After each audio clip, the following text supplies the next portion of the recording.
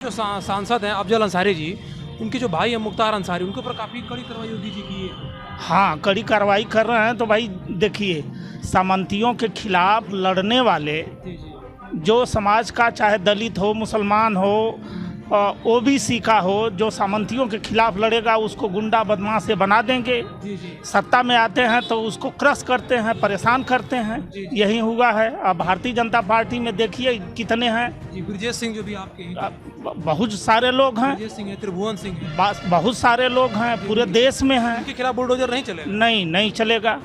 ऐसे लोगों के खिलाफ बुलडोजर नहीं चलेगा।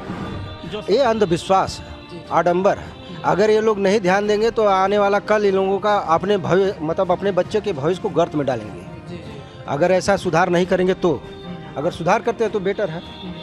इससे ज़्यादा तो मैं कुछ नहीं कर बहुजन पाऊँगा। समाज को क्या कहना चाहेंगे? बहुजन समाज अपने बच्चों को पढ़ाए लिखाए, और जो ज्योतिबा फुले साहब गुलामगिरी में लिखे हैं, शिक्षा गई तो मति गई, मति गई तो गति गई, गति गई तो नीति गई, और नीति गई तो अर्थ गया, अर्थ गया तो व्यर्थ हो गया, मतलब खत्म हो गया आदमी। ये है। अगर क्या अपन परिचय दें? क्या नाम है आपका? हरिनाथ राम, विक्रमपुर सैदपुर, जी, गाजीपुर से। क्या काम करते हैं आप? LIC के एजेंटी करते हैं। अच्छा अच्छा, तो जी। आपको क्या लगता है 9.5 साल के कार्यकाल में मोदी जी ने कैसा काम किया है?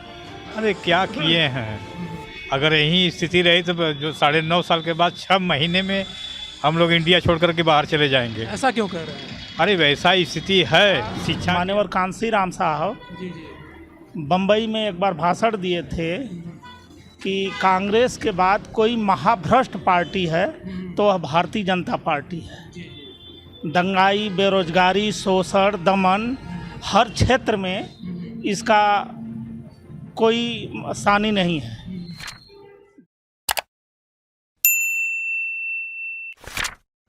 दोस्तों नमस्कार, आप देख रहे हैं देसी समाचार। दोस्तों आज हम लोग गाजीपुर ज़िले के सिधौना बाज़ार में यहाँ पर आए हैं और यहाँ पर एक दुकान पर काफ़ी लोग इकट्ठे हुए हैं। उनसे थोड़ा राय लेते हैं 2024 का चुनाव का क्या माहौल चल रहा है यहाँ पर। लालजी राम, जी, जिला सचिव बहुजन समाज पार्टी गाजीपुर। तो आपके क्या लगता है 9.5 साल जो कार्यकाल मोदी जी का रहा है या अभी 10 साल होने वाला है, उनका काम अच्छा रहा है कि कैसा रहा? बहुत बुरा रहा। मान्यवर कांसी राम साहब जी जी बम्बई में एक बार भाषण दिए थे कि कांग्रेस के बाद कोई महाभ्रष्ट पार्टी है तो वह भारतीय जनता पार्टी है। जी जी दंगाई, बेरोजगारी, शोषण, दमन, हर क्षेत्र में इसका कोई सानी नहीं है। और जनता त्राह त्राह कर रही है। पूरे देश की जनता, गांव की जनता, जिले की जनता, हर जगह की जनता त्राह त्राह कर रही है।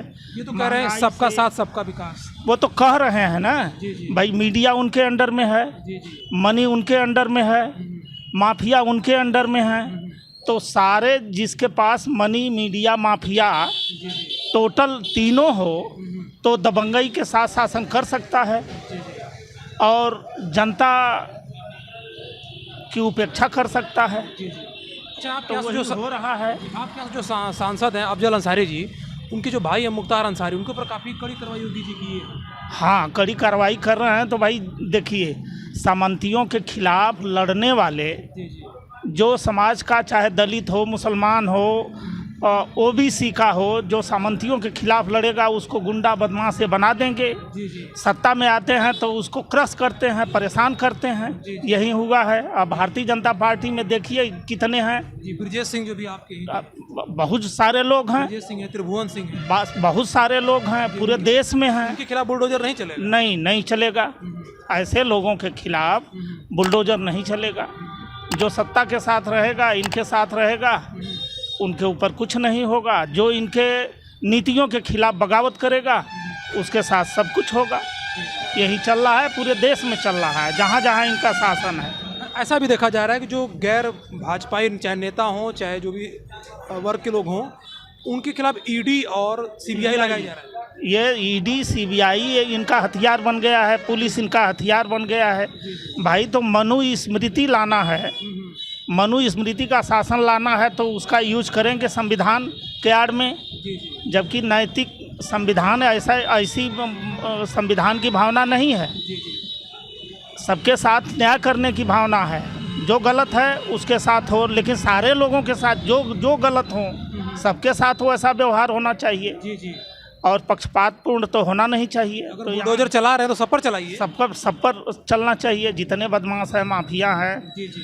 बदमाशी कर रहे हैं, शोषण कर रहे हैं सारे लोगों के ऊपर, तो ये तो सत्ता के बदमाशों को बचाया जा रहा है, विपक्ष के लोगों को परेशान किया, चाहे पत्रकार हों, सांसद हों, विधायक हों, सारे लोगों को परेशान किया जा रहा है। ईवीएम के ऊपर क्या कहना चाहिए? ईवीएम, अच्छा ये बताइए कि धरती पर बैठ करके चंद्रमा पर जो स्काई लैब वगैरह जा रहा है, उस चंद्रयान वगैरह, तो उसको ज़मीन पर बैठ करके कंट्रोल किया जा रहा है। तो जब ज़मीन पर ईवीएम है तो उसको ये हैक नहीं कर सकते हैं, कंट्रोल नहीं कर सकते हैं? बिल्कुल कर सकते हैं।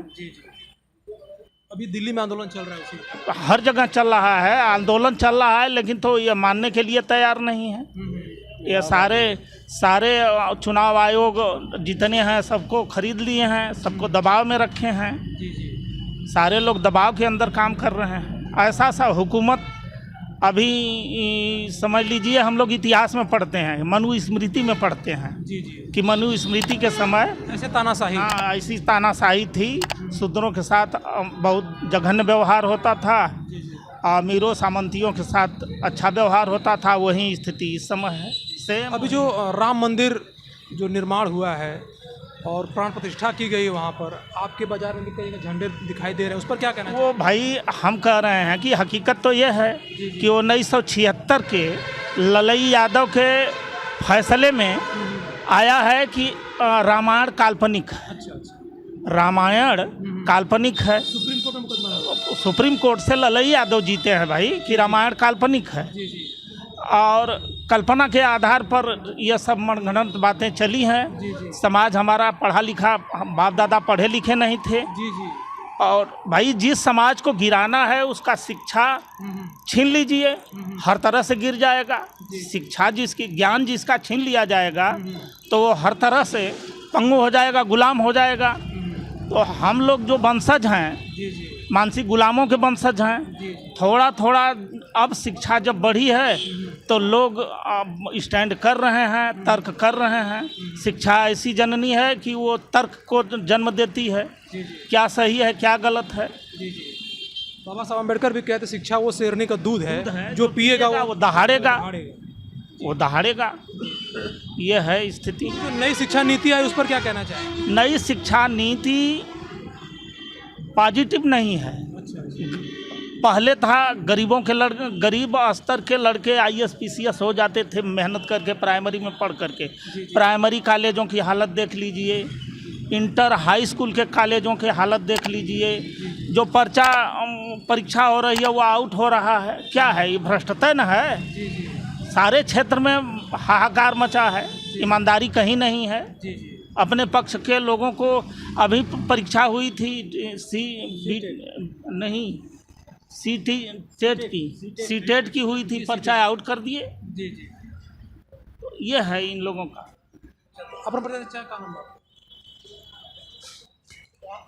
बोलिए जी, बोला पूछिए सर। रमाकांत यादव।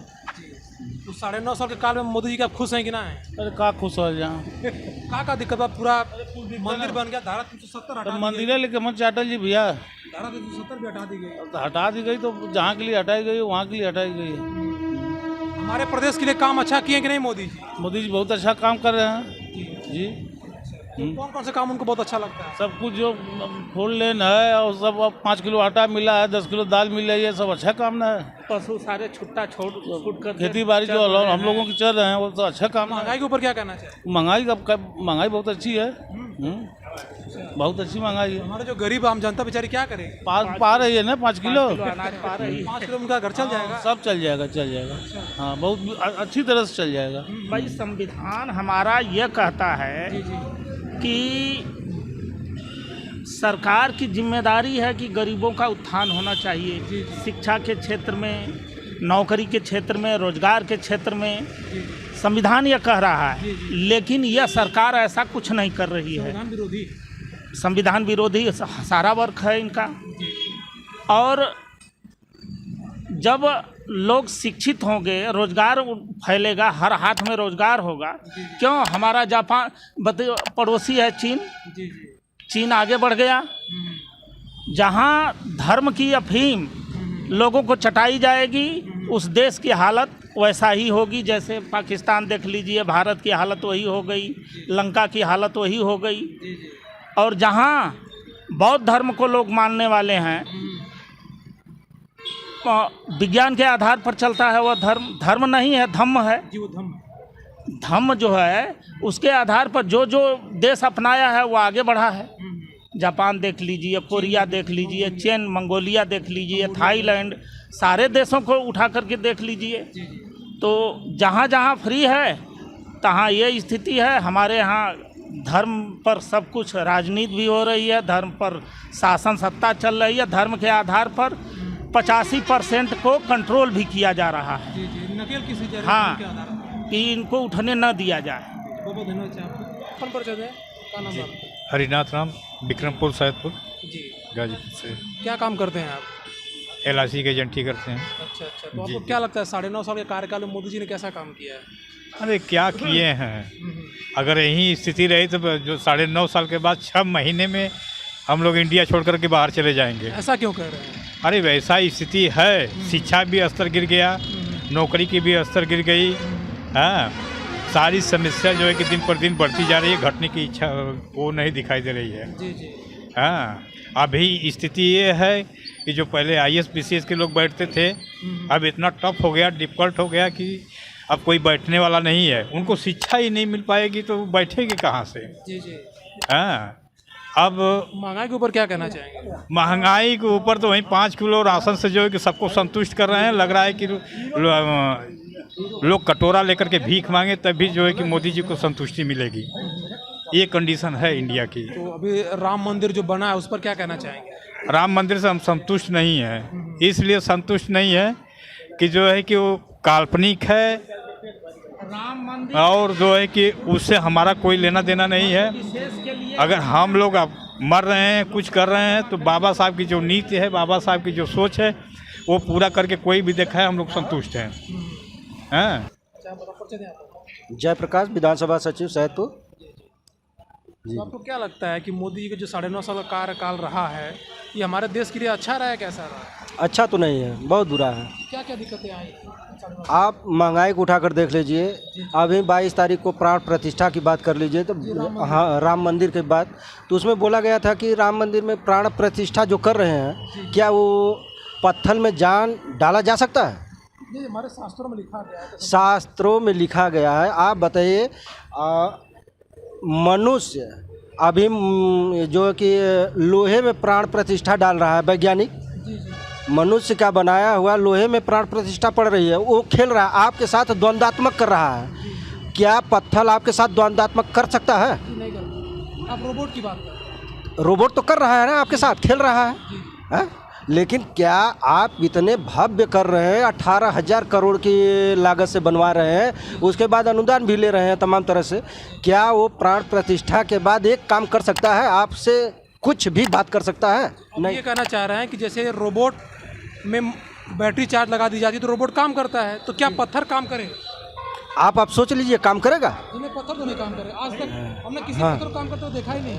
तब ये शास्त्रों में जो लिखा गया है प्राण प्रतिष्ठा की बात, तो ऐसे जो वैज्ञानिक लोग हैं प्राण डालने वाले, तो सीमा पर विंग बना देना चाहिए कि जो हमारे फौजी मर रहे हैं वहाँ एक विंग होनी चाहिए कि उसमें प्राण डाल दें, वो जिंदा हो जाए।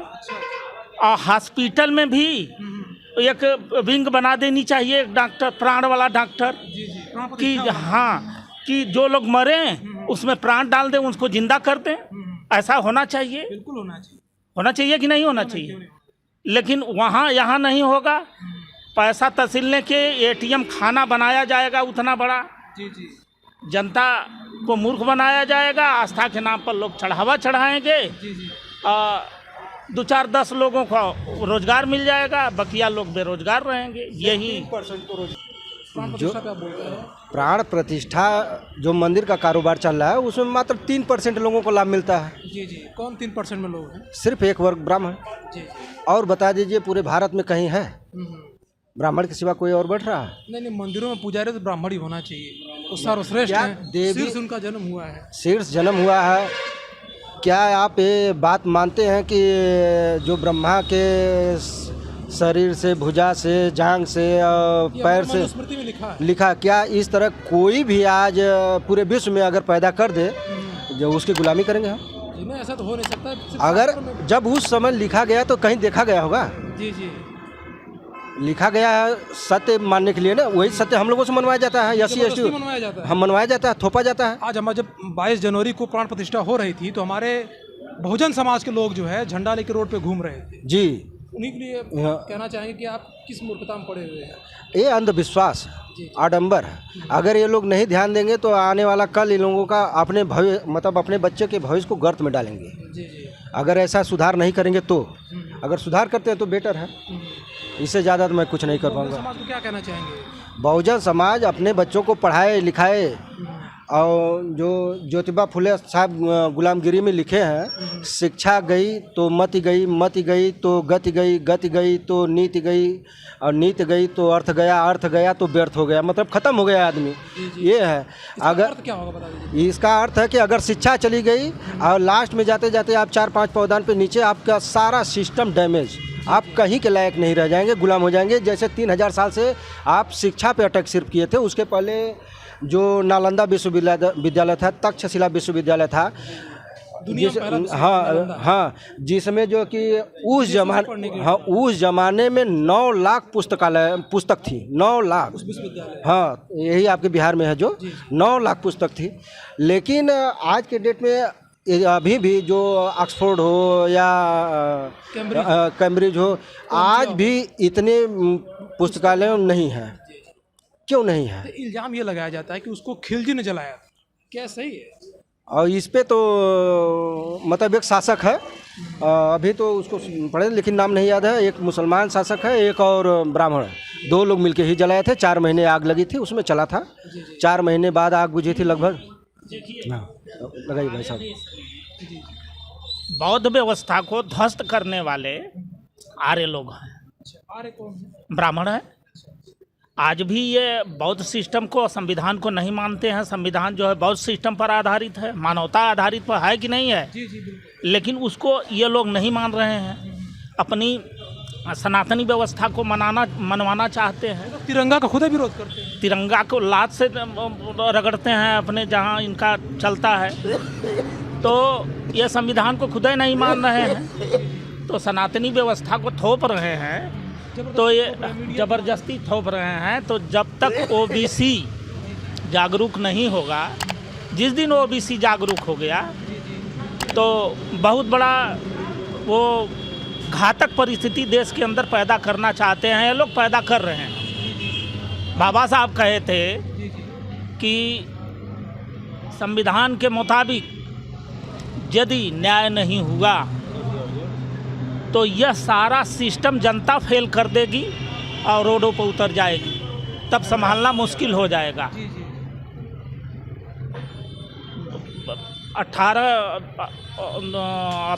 2 अप्रैल 18 को थोड़ा सा गड़बड़ किए थे, थोड़े लोग रोड पर उतरे, वापस कानून में संशोधन हुआ, तो पूरा ओबीसी जिस दिन जाग गया अपने अधिकार के प्रति, संविधान के प्रति, उस दिन इन लोगों से संभालना, भागने का मौका नहीं मिलेगा। तो जब बताएं कि जो महंगाई है उस पर आप क्या कहना चाहेंगे? महंगाई किसके लिए किया गया है? महंगाई तो गरीबों को परेशान करने के लिए किया गया है, जिससे गरीब परेशान रहें, अपने रोजी रोटी में तकलीफ में परेशान रहें। अगर परेशान रहेंगे तो राजनीति नहीं कर पाएंगे, यही राजनीति नहीं कर पाएंगे तो अच्छी तरह से हम सत्ता में रहेंगे। ये गुलाम बनाने का जरिया है मानसिक, और इसको अगर अच्छी तरह से नहीं समझेंगे तो परेशान रहेगा ही। आज परेशान भी है, देख लीजिए, उठाकर निगाह देख लीजिए, पूरे भारत की जनता परेशान है। और हज़ारों साल पहले लोग पैदल चलते थे, लेकिन यही पिछले गवर्नमेंट में देख लीजिए, आप देखे होंगे कि हैदराबाद से कहाँ से लोग पैदल आए। अब पैदल आए, कितने तकलीफ़ों को झेलते हुए, क्या इस ज़माने में इतने हाई टेक्नोलॉजी में आप इस तरह की दुर्दिन व्यवस्था कर रहे हैं सत्ता में रह के। वो कोरोना काल की बात कर रहे हैं। हाँ, कोरोना काल में 2021 में इतना परेशान हुई जनता, उसमें आप देखे हैं कितना पैदल लोग आए हैं। और आज के डेट में कितनी नौकरियां छिन गई। मतलब 2 करोड़ वादा किए थे देने का, 2 करोड़ छीन ली पर साल। नोटबंदी हाँ, कोरोना बंदी हो चाहे लॉकडाउन हो, सब में नुकसान हो। काफ़ी ज़्यादा नुकसान हुआ है। नोटबंदी में तो जो मतलब एक तरह से कहिए कि उद्योगपतियों का ब्लैक मनी थी वो वाइट कर लिए, और गरीब जनता तो अपने पैसे के लेकर शादी विवाह में गई मार्केटिंग करने, तो उसको टैक्स देकर आई है। अगर 4 लाख का सामान लेना है तो 1 लाख कमीशन खा गए साले वो भजाने में। व्यापारी क्या करा, मजबूरी है भाई, देना पड़े, दिए लोग। और 2-2 हज़ार के लिए लाइन लगाए, बैंक में अपना पैसा लेने के लिए लाइन लगाए, वो भी नहीं मिल रहा था। और खाने पीने की आप उस समय कठिनाई, आप लोग तो आप घूमे होंगे भाई, आप लोग तो बेहतर स्थिति देखे हो। हम लोग तो कुछ है देखे, पुलिस दौड़ा रही थी मारने के लिए, कहाँ जा पाएंगे हम लोग तो अपने गाँव घर में भाग रहे थे इधर उधर। तो 2024 का जो चुनाव है वो ईवीएम से होना चाहिए या बैलेट पेपर से होना चाहिए? बैलेट पेपर से होना चाहिए। ईवीएम में क्या दिक्कत है? ईवीएम में वोट ट्रांसफरेबल है, अच्छा। ट्रांसफ़र किया जा सकता है। जैसे आप छोटी सी मोबाइल जो मतलब एंड्रॉयड सेट नहीं है, कीपैड वाली है, उसमें आप अलार्म लगा दीजिए और 8 घंटा बाद उसको लगा देंगे तो 8 घंटा बाद वो अलार्म बजा देती है, वो आपकी बात मान लेती है। उसमें माइक्रोचिप लगी रहती है। हाँ, माइक्रोचिप लगी रहती है, खेल जाती है आपके दिमाग के अनुसार। एंड्रॉयड नहीं है तो वही सिस्टम इसमें भी है, ईवीएम में वो भी खेल जाएगी। अभी आपको ईवीएम पे भरोसा नहीं है? एकदम नहीं है, ईवीएम पे तो कतई नहीं है।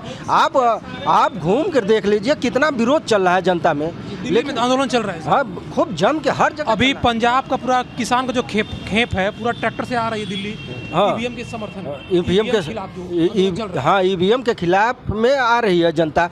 अरे 10,000 जो है कि सुप्रीम कोर्ट के वकील उसमें लगे हुए हैं, बहुत ज़्यादा विरोध हो रहा है, लेकिन सरकार को न कान पे जून तक नहीं रह रही। क्या परेशानी। अगर ये लग रहा है कि 2024 में अगर चुनाव ईवीएम से हो गया तो कौन आएगा? ईवीएम से 100% बीजेपी आएगी। अभी भी 400 पार कह रहे हैं। 400 पार आएगी, गारंटी है। अगर ईवीएम से होता है तो आ जाएगी। पहले से माइंड सेट कर रहे हैं 400 पार हम करेंगे तो ईवीएम में घपला करके 500 कर लेंगे। विपक्ष रहबे नहीं करेगा, विपक्ष को 0 बना देंगे। आज भी काम विपक्ष है जो सांसदों का निलंबन किए, निलंबन कर रहे हैं, विपक्ष को 0 बना रहे हैं ईवीएम के माध्यम से। सारा विश्व ईवीएम हटा दिया। विकसित देश जितने हैं ईवीएम से नहीं, और जितने गरीब देश हैं उसमें चंद चालाक लोग, सत्ता लोलुप लोग ईवीएम को चला करके जनता को बेवकूफ़ बना रहे हैं। पिछली सरकारें में तो ईवीएम से चुनाव हुआ, लेकिन उस समय टीएन सेशन थे, ईमानदारी से चुनाव टीएन सेशन कराए। भाई कांसी राम साहब यहाँ उत्तर भारत में 85-15 का कॉन्सेप्ट दे करके वोट जोड़ रहे थे, ताकत पैदा कर रहे थे। और गुजरात में मोदी और आरएसएस जो है ईवीएम में टेम्परिंग करने के लिए प्रयोग कर रहे थे। दोनों 2 जगह हो रहा था। कांसी राम साहब फेल हो गए, 85-15 अपने समय कर लिए, वहाँ तक तो पास हो गए, लेकिन कालांतर में गुजरात में प्रयोग करने के बाद पूरे देश पर ओढ़ा करके ईवीएम से टेम्परिंग करके सत्ता हासिल कर ली। जिसके पास वोट कम है वो सत्ता में है, जिसके पास बहुत ज़्यादा वोट है वो सत्ता के बाहर है, बेरोजगार फिर रहा है। महेंद्र प्रसाद। अब हम अब जा सकेंगे सिधौना। तो आपको क्या लगा था मोदी जी के 9.5 साल कार्यकाल कैसा रहा है? अरे ऐसा रहा तो हम लोगों को मजदूरी नहीं मिल रही है और छोड़िए। ऐसा क्यों करें? सबका साथ सबका विकास है। हाँ, 5 किलो राशन लेके हम 30 दिन खाएंगे। हमारे लड़के तैयारी कर रहे हैं, वो कभी वैकेंसी नहीं आ रही है, क्या करेंगे हम लोग? नहीं, अभी पुलिस की वैकेंसी आई है 62,000। अरे भाई 62,000 आई है, 50 लाख लड़के डाले हैं। लड़के इतने दिन से तो बैठे हैं, वो सब कहाँ जाएंगे? लड़की भी पढ़ के बड़ी चली ना, तो यहाँ टी-टेट सी-टेट सब पार कर लिए। 5 साल से कुछ नहीं हो रहा है यूपी गवर्नमेंट में, क्या करेंगे? कौन सा हम लोगों का विकास होगा? मजदूर तो आदमी है, मजदूरी भी मिलने वाली नहीं है भाई। इतनी मटेरियल महंगा, हर काम चीज़ महंगा है, कहाँ से होगा? ईवीएम के ऊपर क्या कहना चाहेंगे? ईवीएम जब तक रहेगा भाई, इनका तो है 400 पे 500 जितना है ना, लोकसभा सीट सब ले सकते हैं, इसमें कोई आपत्ति नहीं। ईवीएम हो, ये कहते हैं वीवीपैट हो, पैट गिनती किसी की होती नहीं, बस ईवीएम मशीन में चाहे जितना वोट है। अभी मध्य प्रदेश का हुआ रिकॉर्ड की पता लगा कि अगर किसी ग्राम सभा में 1 लाख वोट है, पता लगा कि उसके मिला करके अधिक वोट मिल गया। अब इसको लोग कहते गए, मानने वाले ही तैयार नहीं है। ऐसा चुनाव आयुक्त हैं भाई। इसको ये कहेंगे कि थोड़ी बहुत मशीन में हो जाता है। भाई कैसे हो जाता है? आज जैसे लगी एक कंप्यूटर है, कैसे है कंप्यूटर में तो डाटा एक्यूरेट बनता है, कैसे फेल हो जा रहा है? हमें समझ में नहीं आ रहा। आप कह रहे हैं मशीन की ओर जा रही है। कंप्यूटर इसीलिए बनाया जाता है कि जो आदमी काम करता है उससे अच्छी काम करता है कंप्यूटर, और वो अच्छा कर रहा है कि वो गड़बड़ कौन कर रहा है। तो आपके हिसाब से क्या 2024 चुनाव किससे होना चाहिए? ईवीएम से हो, चाहे बैलेट पेपर से, अगर निष्पक्षता हो तब हो। उसमें सब जहाँ हमला, यहाँ सब लोग वोट देने कहते हैं हम लोग मोदी के नहीं वोट देते, पता लगा बीजेपी हो गई। मुस्लिम एरिया में देखिए, पता लगा था कि वोट मिल गया बीजेपी को। मुसलमान चिल्ला रहे हैं कि हम बीजेपी को वोट नहीं दिए हैं, पता लगा वहाँ वोट मिल रहा है बीजेपी को। ऐसा कैसे मालूम हो रहा है? मामला देखने को मिलता है। देखते। अलीगढ़ का मामला मिला अभी, विधानसभा चुनाव में अलीगढ़ का मिला, जितने मुसलमान थे पता लगा कि वहाँ बीजेपी जीत गई। भाई ये कैसा वहाँ? हम लोगों भी देख रहे हैं कि ठीक। बहुत बहुत धन्यवाद। दोस्तों, आप हमारे चैनल पर नए हैं तो लाइक करिए, सब्सक्राइब करिए। बहुत बहुत धन्यवाद।